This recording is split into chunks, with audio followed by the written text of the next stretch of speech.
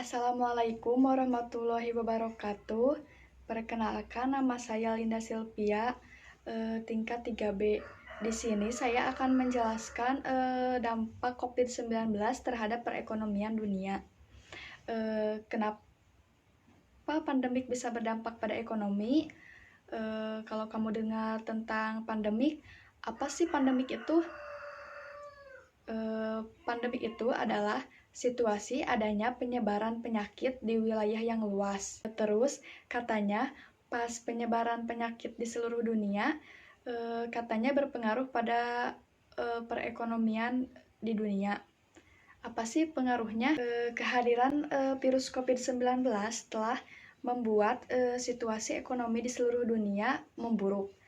Bahkan lembaga keuangan dunia seperti International Monetary Fund (IMF) telah memproyeksikan bahwa ekonomi global turun minus di angka 3%. Lalu bagaimana dengan Indonesia? Seberapa besar pengaruh COVID-19 terhadap perekonomian di Indonesia?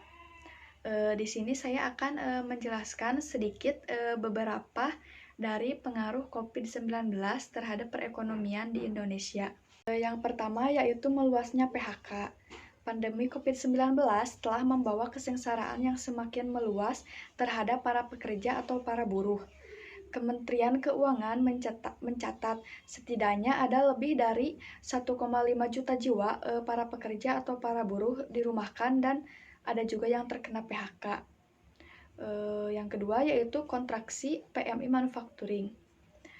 PMI Manufacturing umumnya menunjukkan kinerja industri pengolahan dalam negeri, baik dari sisi produksi, permintaan baru, hingga ketenaga kerjaan yang sangat besar, sehingga membawa dampak bagi para pekerja atau para buruh. Kementerian Keuangan PMI mencatat PMI Manufacturing Indonesia mengalami kontraksi yang cukup dalam, yaitu hingga 45,3, lebih rendah dibanding angka sebelumnya, yaitu masih berada di angka 49. Yang ketiga yaitu orang-orang takut bepergian. Nah, kalau kamu ada di situasi pandemik, apakah kamu masih bisa bepergian ke tempat keramaian? Masyarakat yang sadar akan kesehatan, tentu mereka lebih memilih hanya berdiam diri di rumah daripada bepergian keluar rumah. Nah, berkurangnya jumlah orang yang keluar rumah udah pasti bakal ngurangin jumlah jual beli yang biasanya orang-orang ada di pusat perbelanjaan seperti toko baju, toko mainan, tempat makan, restoran, wisata, dan lain-lain.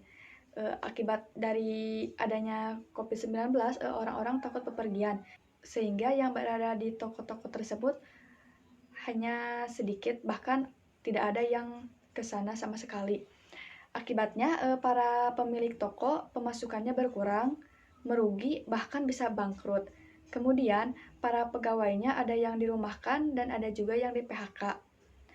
Nah, yang keempat yaitu aktivitas bisnis melambat. Contohnya gini ya, andaikan kamu punya restoran ayam. Ketika dagangan kamu nggak laku, otomatis kan kamu pasti bakal ngurangin pesanan ayam kamu ke supplier ayam. Nah, supplier ayam juga akan mengurangi pesanannya ke peternak.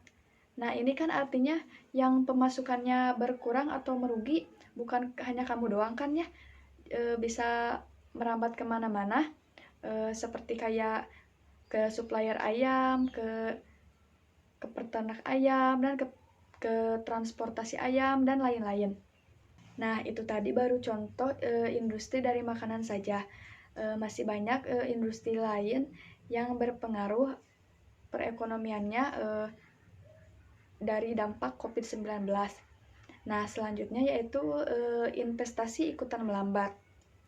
Contohnya, kalau kamu mau minjam uang ke teman kamu yang punya usaha, pasti kan berharap dia untung dong. Tapi kondisi aktivitas bisnis melambat, jumlah penjualan jadi berkurang, dan resiko merugi pun jadi lebih besar. Akibatnya jadi banyak investor yang takut ikutan rugi kalau mereka minjemin uangnya ke pengusaha. Jadi investasi juga ikutan melambat. Cukup sekian yang saya jelaskan. Semoga penjelasan super sederhana tentang dampak COVID-19 ini terhadap ekonomi di Indonesia bermanfaat, dan semoga pandemi yang sekarang terjadi bisa cepat berlalu serta perekonomian global bisa cepat kembali pulih. Wassalamualaikum warahmatullahi wabarakatuh.